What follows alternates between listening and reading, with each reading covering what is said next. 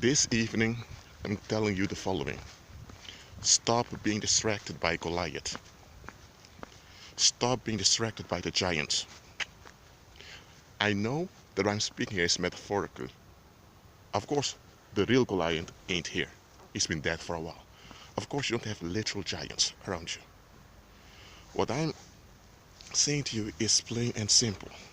Stop being distracted by the apparent big issues in your life. And look around you. Look at the bigger picture.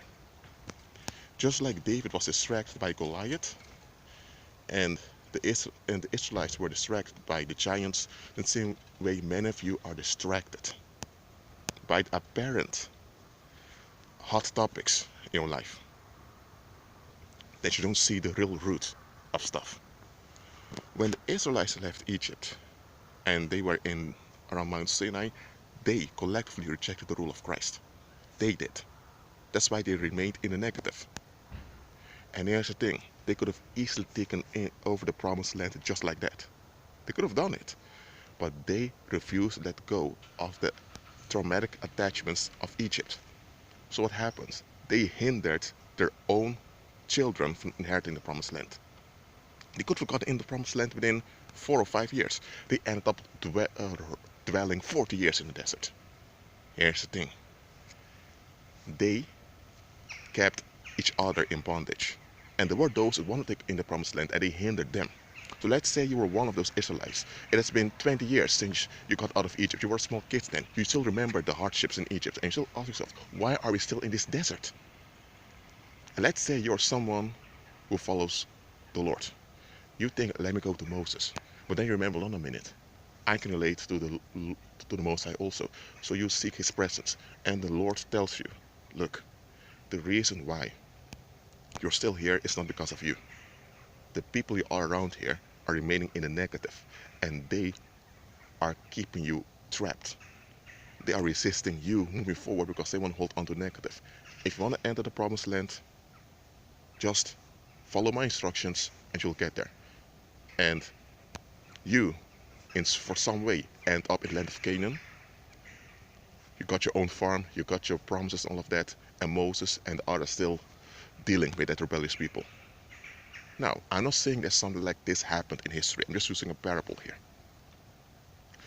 Or let's say you're an associate of David in ancient times, and David saw about defeating Goliath, but then realized, hold on a minute. David is rejected by his own parents, by his own siblings. His own people don't see much potential in him. They look down on him. So you figure out, you do the math. If David defeats Goliath, it's going to trigger negative response of all those people that look down on him, that don't want to give up how they relate to him. And you figured out, hold on a minute, so if David defeats Goliath, it's going to trigger a lot of negative wills against him. So he will have to deal with negative wills for a long time.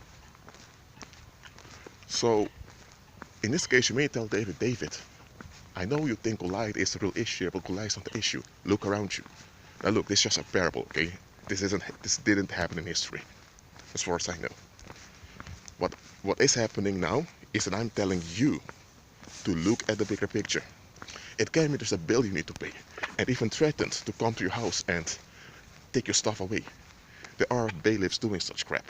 But here's the thing, they have no justification for doing it, but still threatening you. And you think, I need to deal with this. Okay, you send the email, you pay what you can just to keep them away, you do what you have to do, but don't be so consumed by that issue. That issue is likely the result of some other thing going on around you. It can be that you have a lot of folks agreeing poverty on you, keep meditating negatively about you, and that is what empowers that spell of that contention of poverty around you.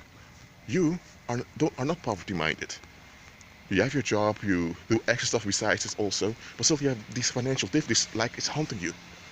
Don't just focus on the difficulties, look at the root of it. And sooner or later you'll find out it's not you, it's those around you that maintain that negative cloud. Look, yes, you have your part in stuff, but sometimes it's not you. Then acknowledge it's not you and operate in line with that truth. Some of you, listen to me, The Lord wants you free from some people. Just like those Israelites were holding on to the negative, and they kept each other in bondage.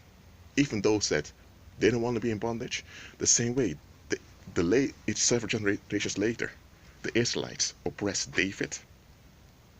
Even though he was anointed king, they still resisted him. The same way today, there are people around that don't mean you well. They may not mean you harm, but don't mean you well either. They just want to be left alone, and for them to be left alone, you need to remain the same or worse so that they are at ease. Their will is all they care about. And they will they will be triggered against you. They will develop negative and homicidal wills towards you when they are confronted. How are they confronted? By you walking by faith, by you overcoming, by you moving forward. Some of those people, they will come to you, friendly, want to hang out with you. Why? So that they can have a hold on you, to keep you there, so they are at ease. There are people that don't mean you harm, but they don't mean you well either. And because they don't mean you well, eventually they'll mean you harm.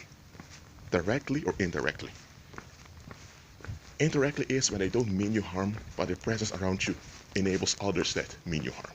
All of that happens. So listen, there are people the Lord wants you to be free from. I agree with him. Be at peace.